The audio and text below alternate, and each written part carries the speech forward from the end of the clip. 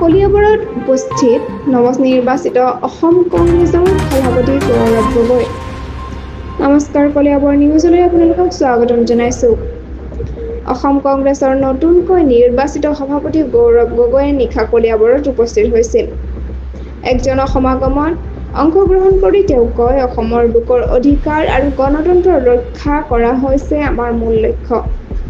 তেওঁ কলিয়াবৰৰ মাটিখনৰ সৈতে আত্মীয় সম্পৰ্ক আৰু ৰাজনৈতিক যাত্ৰাৰ আৰম্ভণিৰ বিষয়ে উল্লেখ কৰে। উপস্থিত লোকৰ পৰা তীব্ৰ সমৰ্থন লাভ কৰা গগৈয়ে বহু গুৰুত্বপূৰ্ণ কথাও ব্যক্ত কৰে, যি সমগ্ৰ অসমবাসীৰ বাবেই যথেষ্ট গুৰুত্বপূৰ্ণ। এতিয়ালৈ ইমানেই সংযুক্ত হৈ থাকক কলিয়াবৰ নিউজৰ লগত। চেনেলটো লাইক, কমেণ্ট, শ্বেয়াৰ, ছাবস্ক্ৰাইব কৰিবলৈ নাপাহৰিব। লগতে কাষতে থকা বেল আইকনটো দবাবলৈ নাপাহৰিব। ধন্যবাদ।